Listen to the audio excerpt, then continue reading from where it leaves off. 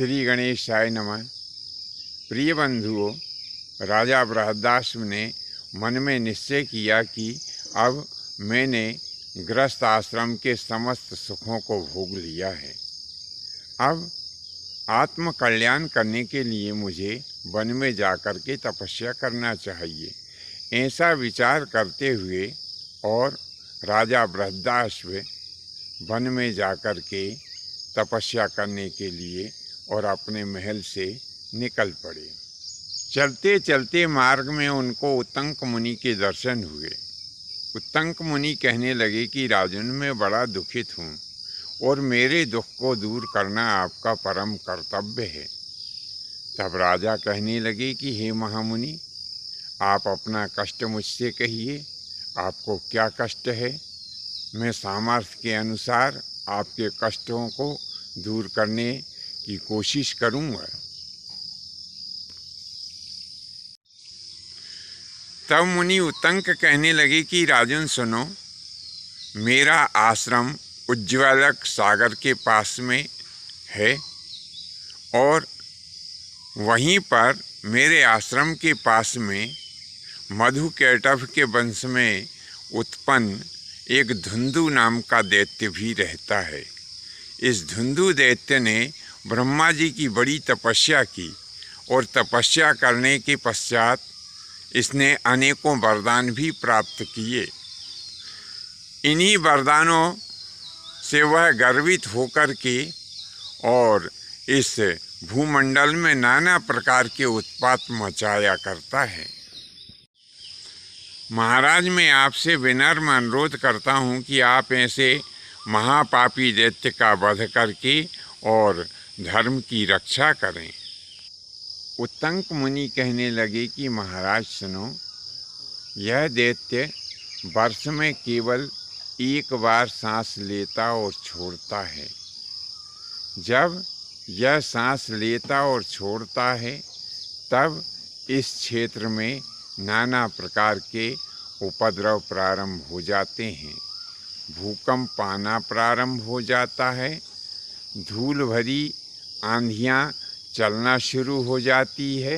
यह क्रम इस क्षेत्र में लगभग एक सप्ताह तक चलता रहता है।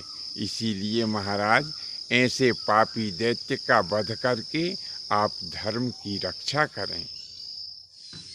तब महाराज बृहदाश्व कहने लगे कि हे महामुनि, आप चिंता ना करें।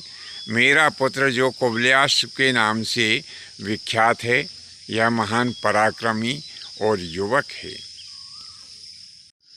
मैंने संपूर्ण राज्य का भार अब इसी के कंधों पर डाल दिया है और निश्चय ही मेरा पुत्र उस धुंधु नामक दैत्य का वध कर देगा। ऐसा कहते हुए राजा बृहदाश्व ने अपने पुत्र कुवलयाश्व को सेना सहित वहाँ पर बुलाया और आज्ञा दी कि महात्मा उत्तंक के आश्रम के पास में जो धुंधु नाम का दैत्य है, उसे तुम खोज करके और निश्चय ही उसका वध करो। क्यों कि यह धुंधु नामक दैत्य जो है, यह धर्म के विपरीत आचरण करता है। इसके जीवित रहने से प्राणी मात्र को असीम कष्ट होता है। इसीलिए हे पुत्र, मैं तुम्हें आज्ञा देता हूँ कि इस धुंधु नाम के दैत्य का तुम अपने हाथों से वध कर दो। ऐसा कह कर के राजा बृहदाश्व तो तपस्या करने के लिए चले गए और इधर कुवलयाश्व ने अपनी सेना और पुत्रों को आज्ञा दी कि जाओ धुंधु नाम के दैत्य की खोज करो कि वह इस समय कहाँ पर छिपा हुआ है। अपने राजा की ऐसी आज्ञा प्राप्त करके और राजा कुवलयाश्व की सेना और उसके पुत्रों ने उस मरुस्थल की रेती को खोदना प्रारंभ किया। खोदते खोदते उन्होंने देखा कि एक स्थान पर वह धुंधु छिपा हुआ बैठा हुआ है।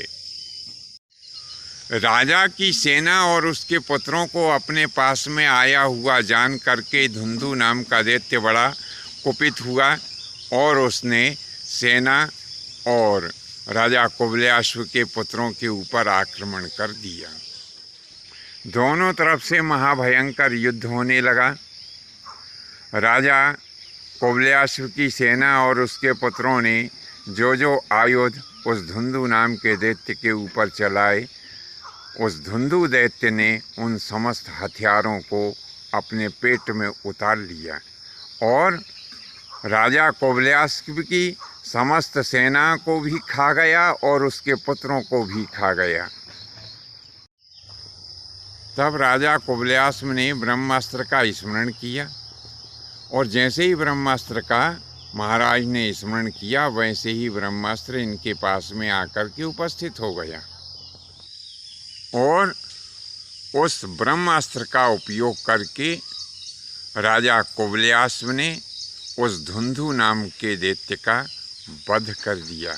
उसी समय एक दिव्य आकाशवाणी हुई कि हे महाराज कुबल्याश्व, आपने आज इस धुंधु दैत्य का वध करके जगत को इसके अत्याचारों से मुक्त किया है, इसीलिए आज से आप जगत में धुंधुमार के नाम से विख्यात होंगे। बंधुओं, यह कथा आपको कैसी लगी नीचे कमेंट्स बॉक्स में अवश्य लिखें। धन्यवाद। जय माता की, जय परशुराम जी की।